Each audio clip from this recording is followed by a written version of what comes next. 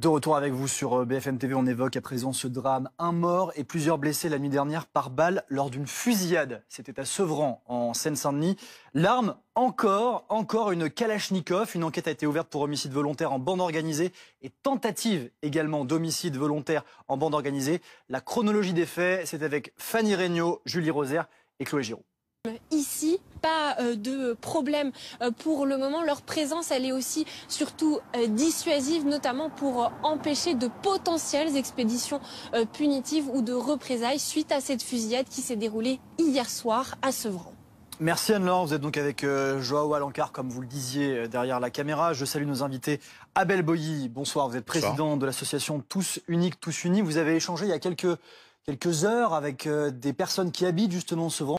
Les réactions, ce qui a pu se passer dans les heures qui ont suivi cette fusillade. On est également à distance avec vous, Reda Bellage. Bonsoir, porte-parole Île-de-France du syndicat de police Unité. Et nous sommes également, vous le voyez sur votre écran, avec Sullivan Jousse, élu de l'opposition à Sevran. Bonsoir monsieur.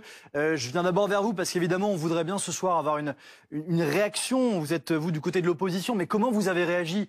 Comment vous avez réagi après avoir appris qu'il y avait eu cette fusillade, et je le répète encore, avec une Kalachnikov hier soir? Et donc voilà, je pense qu'aujourd'hui, la solution, on pourra en parler après, mais se trouverait plutôt dans un schéma élargi d'éducation qui permettrait à nos jeunes de pouvoir avoir une exposition différente de celle qu'ils ont aujourd'hui, parce qu'on dit que l'exposition fait l'éducation.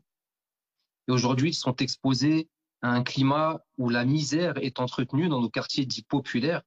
Et il faudrait qu'ils puissent s'émanciper à travers une culture peut-être différente, ou en tout cas avoir cette possibilité d'être exposé à une culture différente, avoir aussi, on va dire, ces relais avec des éléments qui leur permettraient de sortir de ce quotidien. Mais je pense qu'on va y revenir après. Mais voilà, pour exprimer mon ressenti après un tel drame, c'est vraiment cette tristesse républicaine de cette peine de mort infligée arbitrairement à des citoyens, quels qu'ils soient. Abel Boilly, je vous le disais, vous avez donc échangé avec des personnes qui habitent à Sevran. Qu'est-ce qu'on vous a raconté? Qu'est-ce qui vous a marqué? Ce qui était marquant, c'est de voir lorsqu'il y a ce type d'événements criminels qui se passent sur un territoire, ce sont les heures qui suivent. C'est-à-dire ce sont des familles, des individus, des femmes, des hommes qui appellent leurs proches pour avoir la certitude que ce n'est pas un des leurs qui a été touché par ces rafales de Kalachnikov. Ensuite, vous avez la peur et puis vous avez le fatalisme du fait qu'il y a un certain nombre d'habitants et d'habitantes qui se disent que c'est comme ça depuis des années. Comme a dit monsieur l'élu, c'est vrai qu'il y a une ghettoisation qui a amené à une paupérisation et à une expansion de la pauvreté sur certains territoires. Donc certains se disent que c'est comme ça depuis des années et que malheureusement, ça ne changera pas. Donc il y a vraiment un appel à l'aide, notamment des parents, par rapport à un besoin supplémentaire de prévention et surtout de prévention à l'école, dès l'école primaire, notamment sur l'utilisation des réseaux sociaux, la prévention contre les trafics de stupes, parce que ce qu'il faut savoir, c'est que ces pseudo-grands frères de quartier qui font des propositions, ils proposent à des enfants qui sont déjà dès la classe de CM1, CM2, en leur proposant de l'argent facile. C'est pour ça que le maire ce soir, ces dernières heures, fait le lien entre trafic de drogue et potentiellement ce qui s'est passé aussi hier. Bien entendu, c'est-à-dire que c'est un lien qui n'est pas très difficile à faire parce que ce sont des choses qui se répercutent sur beaucoup de quartiers où aujourd'hui on a beaucoup de tirs. On est en train d'avancer vers une société ultra violente avec une violence qui est manifestée par des jeunes de plus en plus précoces justement. Et il est important de revenir au triptyque prévention, sanction et répression pour que l'on puisse aller de l'avant. Reda Bellage, je voudrais qu'on revienne à cette question que j'évoquais tout à l'heure. Des personnes qui nous regardent aussi s'interrogent. Une Kalachnikov, on va voir des illustrations à l'écran, c'est quand même une arme de guerre. Comment est-ce que ces armes se retrouvent dans des villes en France? Comment est-ce qu'elles arrivent en France? Expliquez-nous, parce que c'est vrai que de l'extérieur, quand on ne connaît pas de près ces situations, on peut être extrêmement surpris. Je vais inverser la question. Aujourd'hui, est-ce que vous pensez honnêtement qu'on arrive, nous, policiers, déjà, dans un premier temps, à rentrer dans ces quartiers comme on veut? Non.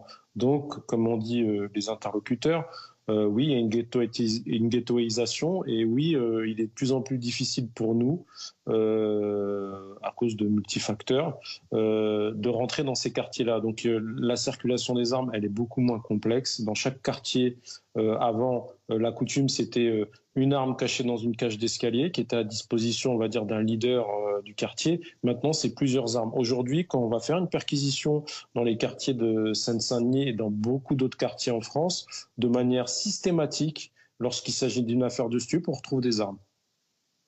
Voilà. Vous savez, récemment, le ministre de l'Intérieur, il est venu sur Sevran. Il a mis en concert avec le ministre de la Justice cette action de grande envergure qu'ils ont appelée Place Nette. Oui. Là, aujourd'hui, ils se rendent compte qu'il y a certaines tâches qui sont plus difficiles à nettoyer que d'autres, et cela nous met aussi en lumière que la volonté ne fait pas l'intelligence. Merci. Abel Boyi, quelques mots, mais quel est le message que vous passez aujourd'hui aux autorités, à l'État? Moi, ce que j'aimerais dire, c'est qu'il faut retravailler sur les 3 piliers de la République. La performance de l'école. Les études PISA ne cessent de confirmer année après année que la France détient une des écoles les plus inégalitaires des pays de l'OCDE. Il faut réduire vraiment cette question de la ghettoisation parce que pendant des années, on a parqué des gens dans des territoires par nationalité, par milieux sociaux, voire par religion. Et la problématique de la discrimination à l'embauche, aujourd'hui on n'en parle plus, mais ça existe toujours. Donc tant qu'on n'aura pas fini avec ces 3 piliers de la République et qu'on ne sortira pas de l'hypocrisie en ce qui concerne ces 3 sujets, on n'y arrivera pas. Nous sommes face à un défi. Dans 10 ans, soit la France est un narco-État assumé, soit on arrive à revenir à une situation qui va vers la normalité. Merci beaucoup à tous les 3 d'avoir été avec nous pour évoquer cette situation. Restez avec nous dans le 120 minutes, on revient dans quelques instants.